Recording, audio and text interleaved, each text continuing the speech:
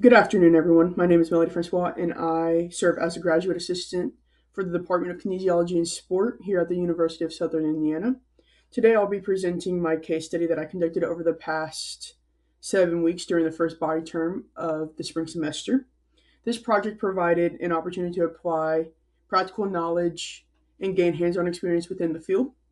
The title of my case study is Attitudes Towards LGBTQ plus Inclusion in Collegiate Sport, a qualitative case study of student athletes at two Indiana institutions.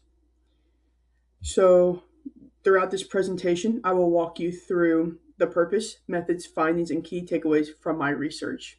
I hope you enjoy and have a great day.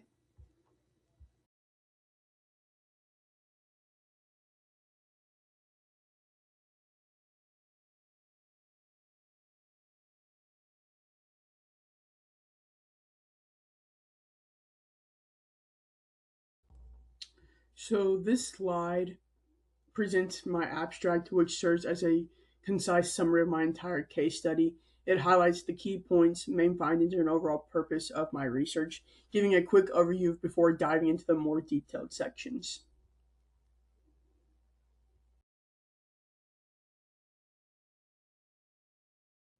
Collegiate athletics are often seen as a place where teamwork, identity, and community come together. For many student athletes, their team becomes like a second family. However, not every athlete experiences the environment in the same way. While society has made significant progress in accepting LGBTQ plus individuals, the world of sport has historically lagged behind. Traditional gender norms and expectation of masculinity and femininity have shaped athletic culture for decades, sometimes making it difficult for LGBTQ plus athletes to feel fully accepted. Because of this, it is important to ask not just whether athletes are accepted, but whether they truly feel included and supported. The purpose of my study was to explore attitudes towards LGBTQ plus individuals in collegiate sports, specifically focusing on how student athletes at two Indiana institutions perceive inclusion within their athletic environments. Overall, my research suggests that while acceptance is improving, true inclusion in collegiate athletics is a still work in progress.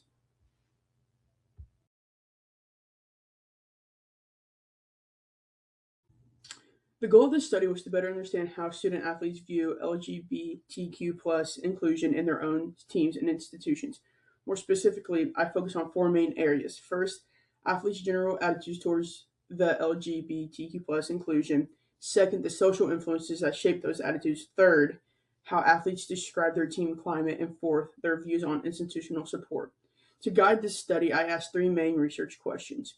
How do collegiate athletics perceive LGBTQ plus inclusion within their sport environments?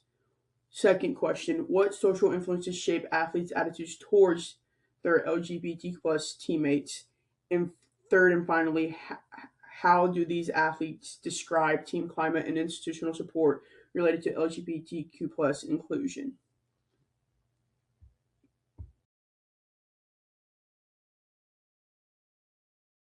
So for us to better understand this topic, I looked at previous research on LGBT plus inclusion in sport. Historically, sport has been associated with strict gender norms and expectations of heterosexuality. Masculinity in sport has often been linked with toughness, dominance, and emotional control. Because of this, openly, LGBTQ plus athletes have not always felt comfortable or safe in these environments. However, research shows that attitudes may be changing. Anderson, in 2017, found that younger generations of athletes tend to show lower levels of overt homophobia compared to the past. This suggests progress, but is not consistent across all sports or teams. Even with the progress or this progress, sport can still function as what researchers call a risk environment. Studies have found that homophobic language, jokes, and subtle forms of exclusion are still present. Even when these behaviors are not intended to harm, they can create uncomfortable or unwelcoming environments for LGBTQ plus athletes. Another important factor is social influence. Research shows that beliefs about the LGBTQ plus community are often shaped by family, religion, and community values. For example, Cunningham and Melton found that traditional gender roles, beliefs, and religious views can be linked to more negative attitudes. At the same time, contact with LGBTQ plus individuals can improve attitudes. So when athletes have personal relationships or interactions with a teammate or peer within the community, they are more likely to support inclusion policies and behaviors. Finally, some research shows that inclusive athletic environments are possible. For example, a study on a collegiate women's rugby team found that it created a supportive and empowering space for LGBT plus athletes. Overall, the literature suggests that collegiate sport is in a transitional period where progress is being made, but challenges still remain.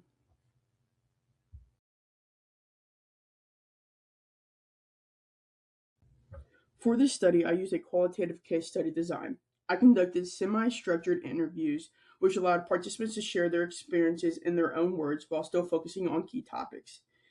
There were three participants in the study: one women's soccer athlete, one men's basketball athlete, and one track and field athlete. Each participant had several years of experience in organized sports. During the interviews, I asked questions about their athletic background, their experiences with LGBTQ plus teammates, their attitudes towards inclusion, their team environment, and their perceptions on institutional support. After collecting the data, I analyzed the interviews by looking for recurring themes and patterns across responses.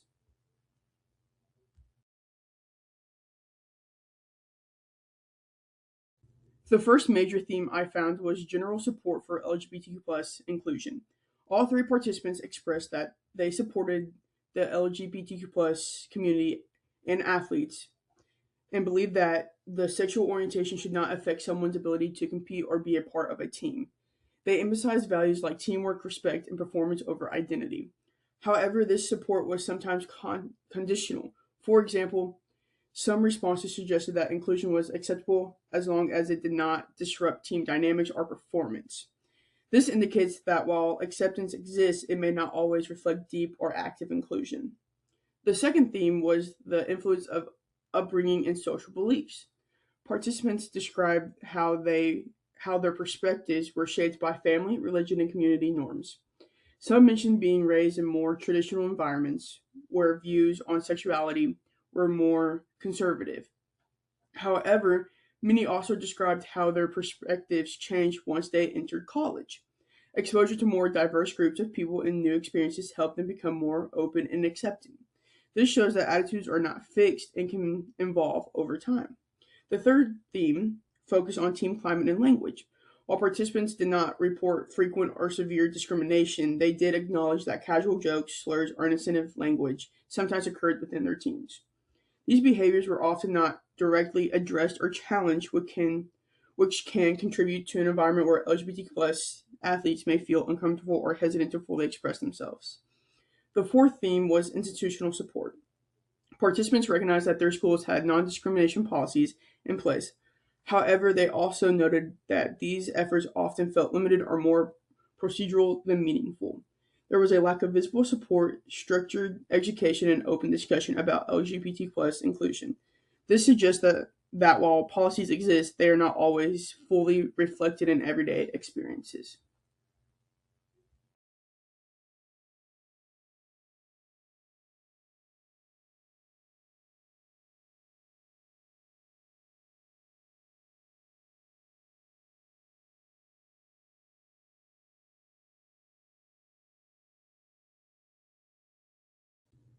When I was looking at these findings as a whole, several important ideas emerged. First, there is evidence of generational change. The participants generally showed accepting attitudes and did not describe widespread or aggressive discrimination. This aligns with research suggesting that younger athletes are becoming more open minded. However, acceptance was often neutral rather than active. Athletes were not necessarily opposed to LGBT plus inclusion, but they were also not actively advocating for it. Second, subtle forms of bias still exist. Casual jokes, language, and unchallenged behaviors may seem small, but they can have a significant impact on how safe and included someone feels. This highlights the idea that inclusion is not just about preventing major incidents, but also about addressing everyday behaviors. Third, social beliefs continue to play a role. Upbringing, religion, and cultural norms shape initial attitudes, but exposure to diverse individuals in college can lead to growth and change. Finally, these findings suggest that there is a missed opportunity within collegiate athletics. Many teams are respectful, but they are not intentionally creating inclusion within their environments. There is a difference between not being against something and actively supporting it, and that gap is where improvement is needed.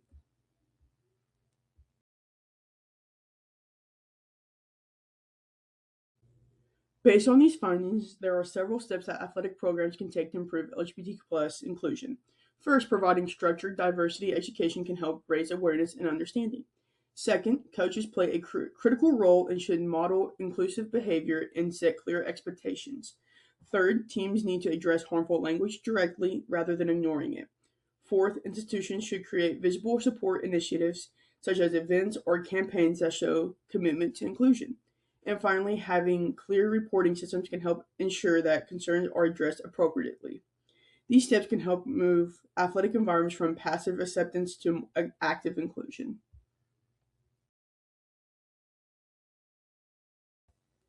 In conclusion, this study found that while student athletes generally express support for LGBTQ plus inclusion, there are still gaps between attitudes, behavior, and institutional efforts.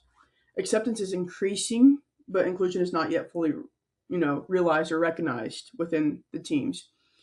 Collegiate athletics have the potential to be leaders in promoting diversity and belonging, but this requires intentional effort at both the team and institutional level.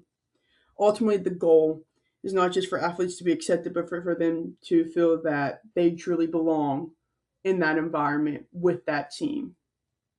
So, this wraps up my presentation over my case study that I conducted the first 7 weeks by terms of the spring semester. If you guys have any questions or would like to discuss my topic more or in person, I am the graduate assistant in the Department of Kinesiology and Sport over in the SEC. So if you have time or you feel like you want to discuss it more, please feel free to come over, reach out to me. I'll gladly talk to you about it. But all in all, I appreciate you guys listening to this presentation, and I hope you have a great day. And again, thank you.